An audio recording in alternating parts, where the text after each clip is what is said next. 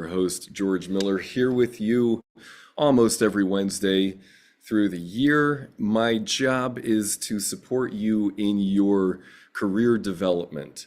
And the way that I do that has to do with emotional intelligence, helping you communicate better, helping you understand yourself as well as others, and helping that communication move forward. So I'll share some more about that, but I want to let everybody know how you can engage. So I love it when you jump in directly here on Zoom, and I get to talk with you one-to-one that way. If you can't do that, if you're out and about, and if you're listening in while working or whatever, you can type questions into the comment section. So if you have a question, you joined in, you're like, oh man, maybe George can help answer this, whether it's about leadership, management, team building, interviewing, or even just what do I want to do with my life, or resume questions, all of the above. Anything around that, feel free to ask. And you can do that by typing into the comment section, and I will take a look at those. And if you find that my response isn't exactly what you're looking for, I'm kind of off point, let me know.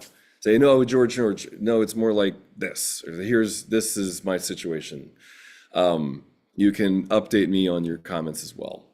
So what I want to have people know is that any questions that people ask are welcome. There's a high likelihood I'll run it through the filter of emotional intelligence, and there's a pretty good chance I'll talk about ice water too, because it is time here in Chicago where we have had some magnificent weather for me and for people who like to go into ice water.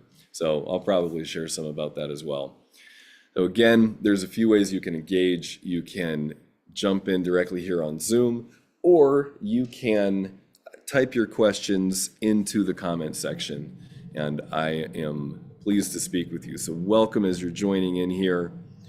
Good, good, good. I take all kinds of questions, and I want to check here and see as we've got somebody joining in. Want to just see and check in with you if there's something specific that you're wanting support with. So welcome, welcome, welcome. You can type questions into the comment section, or you can type them into the chat. Welcome. Hey, I can see you, T. Bowers. Am I saying your name correct? Yeah, I didn't spell it out. It's Tim, but yes. Tim. Okay. I think Cool. my Zoom account picked up just the login user ID, I guess. Perfect. Perfect. Perfect. Well, Tim, I'm just getting going here, and as you're jumping in, is there anything in particular that you are wanting support with today? Nothing offhand, just interested to hear what you're preaching today. Okay, what interested you about it? I think the icebreaker itself, everyone kind of is confronted with those struggles sometimes. So just to learn how to kind of delve in more quickly. Okay, so icebreakers like in conversations, say with new people that you're meeting. Yeah. Okay. Did I lose? Okay.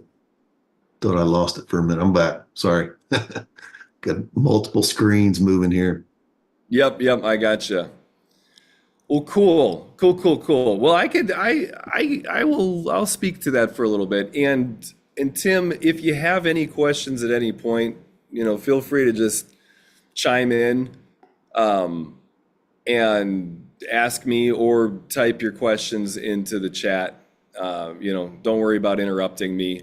I lead all kinds of emotional intelligence groups where sometimes part of what we do is work on speaking up and interrupting. So I'm good to roll with it. Very good. So, okay, icebreakers. Now, this is great. So I've been jumping into Lake Michigan a whole bunch, and that looks absolutely terrifying. And it is terrifying to me most of the time. I've been doing it a lot, but even still, I feel afraid. It's cold water. I should feel afraid. Being afraid of the icy water keeps me alive when I'm doing it. So there's this kind of thing about that people have a mistaken understanding or mistaken beliefs about fear, about anxiety, about connecting with people, about taking risks. And so what I like to do is to make friends with fear and to use it as valuable data. So if I'm walking into a new conversation, let's say I'm at a networking event. I was at several events over the holidays, and I'm walking in, there's people I don't know, and it becomes a choice for me to say to myself, I'm feeling afraid. You know what? I don't want to deal with this. Maybe I'll go home. Or it becomes a choice, that I could say, oh, I feel afraid. I got some anxieties. Yeah, I don't know anybody here. Huh. Well, that's okay. That makes sense. I can understand why I would have some anxious feelings around that. Okay, now I'm walking in and I'm looking at these people who I don't know. And if they're smart, they have a warm, friendly person greeting everybody, which the one I'm thinking of did. And so then I'm okay, there I feel a little better. This person said hello to me. They told me their name. I hope I remember it. Okay, I'm trying to remember. So I'm now using my anxiety. I am aware that I want to be conscious of other people and how they're feeling, and I want them to be seen, and I want to be seen and understood. And so I'm now if I wasn't in touch with my anxiety right there, I may have lost an opportunity to make contact with somebody. I could just treat that welcoming person as a as a barrier to whatever else is there, or I might not even recognize them. But if I'm in touch with my fears and anxieties, that's actually going to help me pay attention to that person more. It's going to help me remember their name. It's going to help me be alert to things that I want to be alert to. So then I walk into the room, and now there's all these people, or if I'm earlier there, that I'm one of the first people, and I like being one of the first people sometimes, because that way, as other scared people are walking in, I get to know that they're scared, and I get to be that welcoming person, and I get to use that anxiety to say, welcome, good to have you here. What brings you here tonight? And so now I'm leaning in to my feelings, and I'm using them as a way to make contact with other people. I'm acknowledging the fact that I have insecurities, and that actually helps me connect with other people, and I can kind of look and see, oh, I think that person might kind of have this insecurity. I'm not doing all of this 100% consciously, but there was a time in my life where I was so numb to my feelings and so numb to social anxieties that I didn't catch any of this stuff. And I just kind of ran from it and didn't make I didn't make meaningful contact with people the way that I've learned how to. So Tim, I want to just check in and see, is what I'm saying, are you like, oh, George, I totally got this. You're just talking me through some of the stuff that I've, I already know this, or just how's what I'm saying so far landing for you? It's good. I think it's a nice refresher, obviously reminders, and really just kind of puts a platform in place, or system, if you will, to utilize some of those feelings you're discussing, you're describing, I think. Oh, cool. Thank you. Yeah. Let me know if you have any questions come up through this. Sure. So then now I'm at this event for a purpose, and I have some kind of an agenda, otherwise I wouldn't be there. And everybody else there has an agenda as well. And so I mean, the number of networking events that I've gone to where people just kind of have transactions and, are like, basically, here's why I'm here, here's why you're here. Now, there are a percentage of people where that's what works. That's their personality style, where that's like they want to get results. Do you help me get the result I want? If so, let's plug and play. And that's great. And yet that is a small percentage of people. Most people, we want to get to know each other more.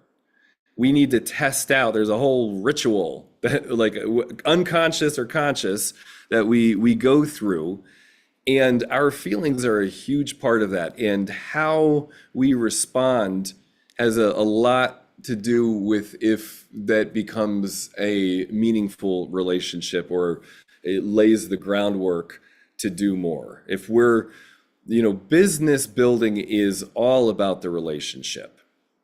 And so me being in touch with what my concerns are and what somebody else's concerns are is number one. That is so incredibly important. And so it does not matter if I leave that event with a clear path forward. What matters the most is, did I meet some people and do we have something of a relationship? Is there something here that we could maybe build on in the future? And so assessing that and using my anxieties to to deepen contact with other people is such a key thing. And so often I will speak just because I'm feeling anxious. I will fill in space that does not need to be filled. I might ask somebody a question about, tell me what brings you here tonight. And they might be a little awkward and uncomfortable. They might be working through how to say what they want to say. And then I really have to watch myself, because I want to jump in and rescue them. And I want to try to fill in the blanks just because I'm anxious with this dialogue. And then they don't really get to their emergence, or to really communicating what they want to communicate. And that has been, I am describing myself here. And I'm hoping as people are listening in, they're relating to the ways that, we all probably talk too much where it doesn't really help us to talk. And so learning how to really listen to somebody and lean into my anxiety and just ask really simple, open-ended questions to discover more about people, and to say, you know what, they might be kind of stumbling over some of their words, and that's okay. And I might be able to make a few moves to kind of soothe the anxiety without me talking too much. And that is one way that I think of it, like in football, like the person passing the ball has all these people trying to, like, kill them or tackle them, and my immediate response would be, I'd want to run out of that pocket to save myself. But if I do that, I know it's going to happen. I'm going to get tackled. It's probably not going to go well. So there's I'm practicing my ability to stay in the pocket. It's an intense situation.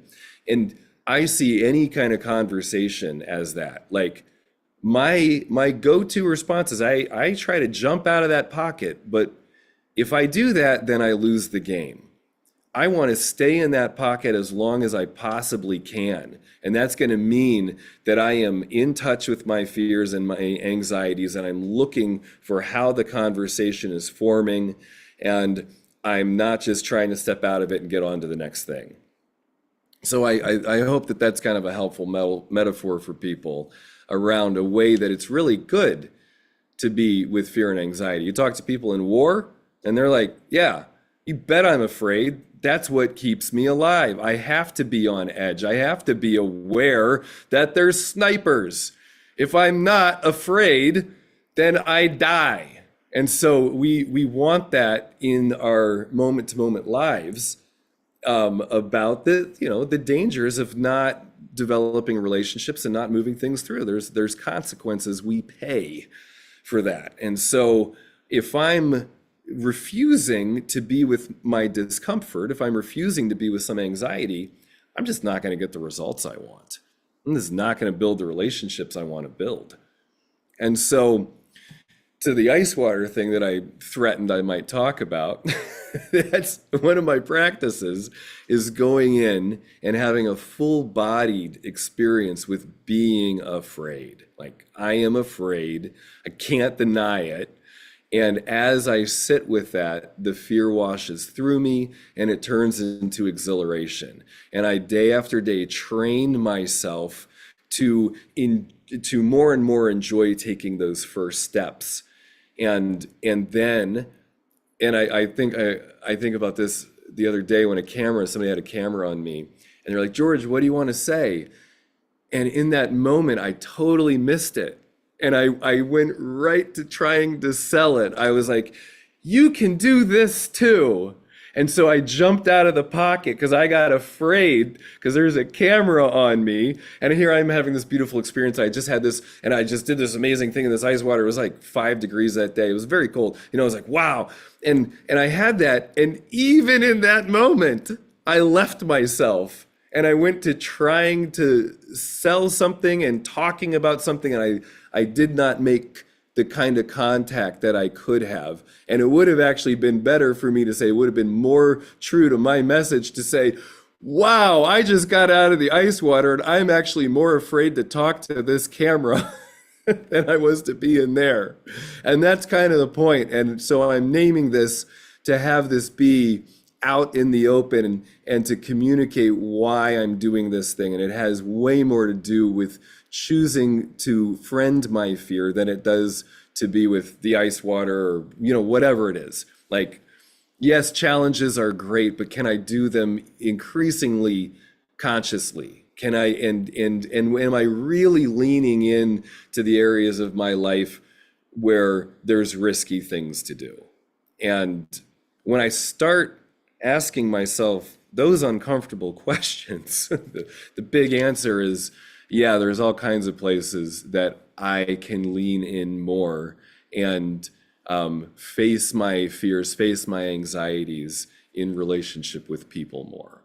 So that's my rant about ice water and fear, and there's a lot of value to it, and me taking that into my moment to moment interactions is the real challenge. Tim, I'd love to hear from you if you're available, just to share how you're relating to this and see if there's any ways that you're seeing for yourself to lean in and friend your fear. Yeah, I think Georgia just gives a new way to kind of think about it. I don't think people probably have the presence to, like you've described, lean in to kind of that fear, really admitting it first and then leaning into it and utilizing the energy for a positive outcome. I think that's a good message that you're preaching there. Thank you. Thank you. Thank you. Yeah. So you say preaching. Where are you from?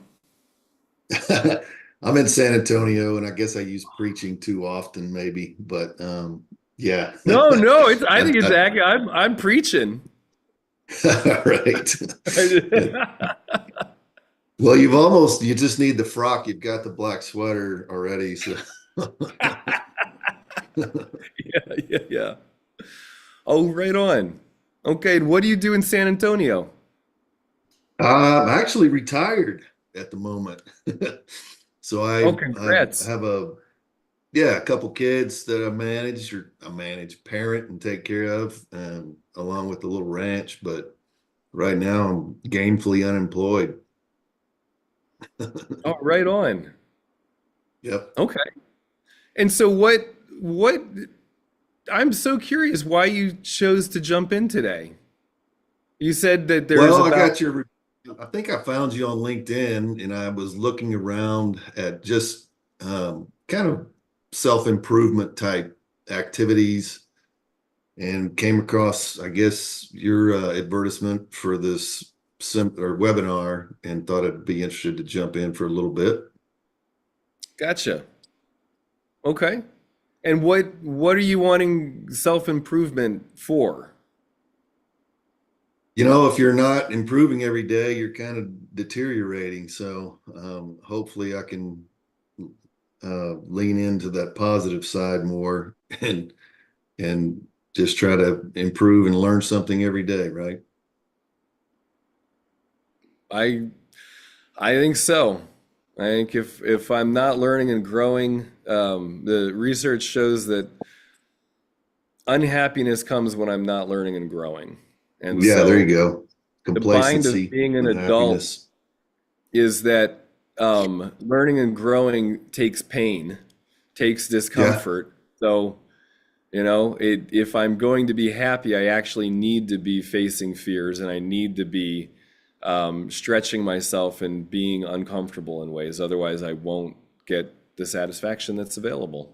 yeah, that's valid. Well, right on. Well, I'm just gonna share a little bit more, and I want to say for anybody who's listening in, you're welcome to type any comments into any questions into the comment section.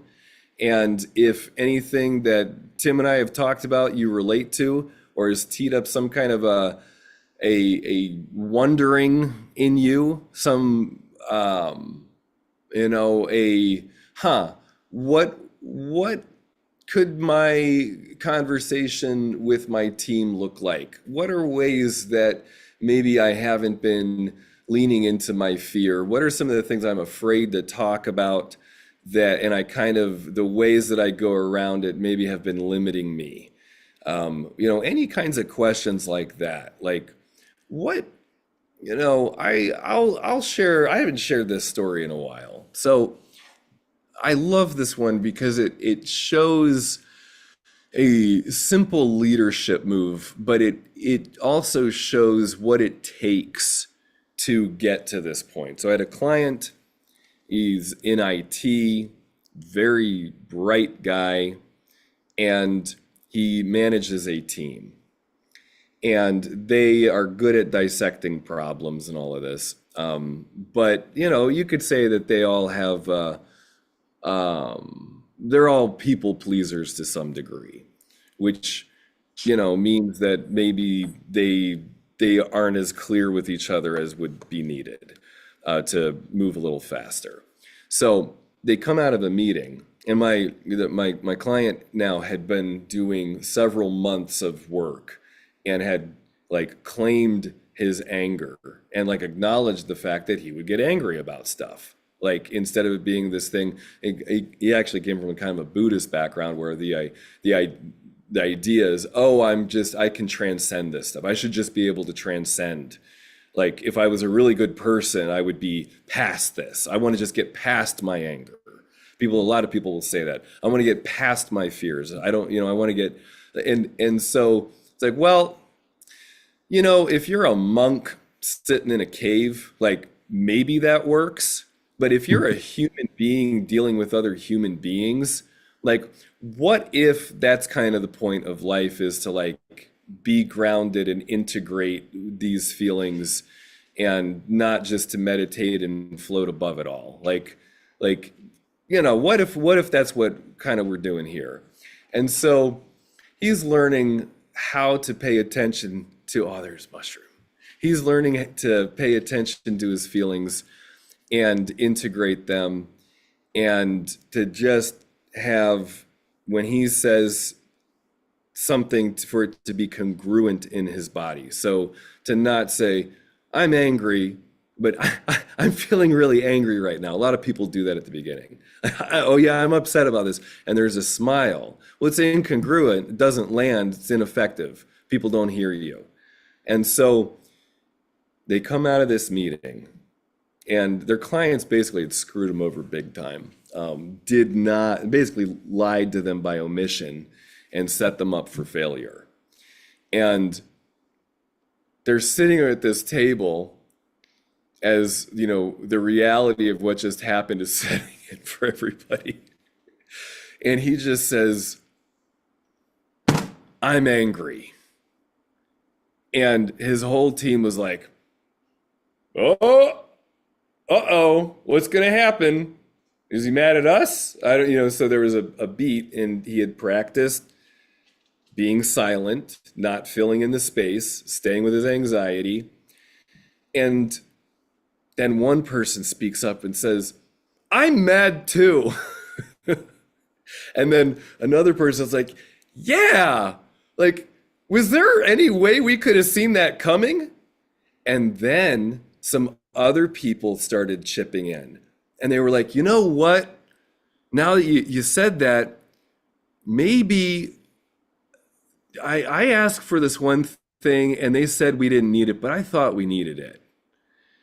And over the course of 30 minutes, my client just sat back and watched his team talk through exactly what happened and come up with strategies on how to ensure that that would never happen again, and how to ensure that they get buy-off from clients along the way to make sure that this kind of thing does not happen, and that if a client says, "No, we don't need to give that," that they will make sure to ask more questions. And he came into our next session, was like, "George, I said 3 words and had the most productive meeting of my life. I am angry." And then at the end, I said, "Great job, everybody." Right. And so I love that story because, of course, that's an extreme example, and that's somebody who had done a lot of work to really integrate their feelings. And but there's all kinds of in-betweens that are available where just by me being a little more in touch with what I'm really feeling and learning how to communicate that congruently so that people actually understand what I'm saying. Oh, there's all kinds of cool research on this. Like when I'm incongruent, like my words can be accurate, but the majority of the people I'm talking to will not hear me. What I am saying will not go into their system and they will not remember what I'm saying. And so then if I'm communicating to a team and I'm incongruent emotionally, then they're asking me all kinds of questions afterwards, and none of what I'm saying is really landing for them. And I'm just getting more and more upset with all these stupid questions. Like, God, why aren't they getting me? Why aren't they Geez, these people are dumb. When what's really going on is I'm out of touch emotionally. Mhm. I am out of sync. And people don't know how to understand me. And I'm making it really hard for them.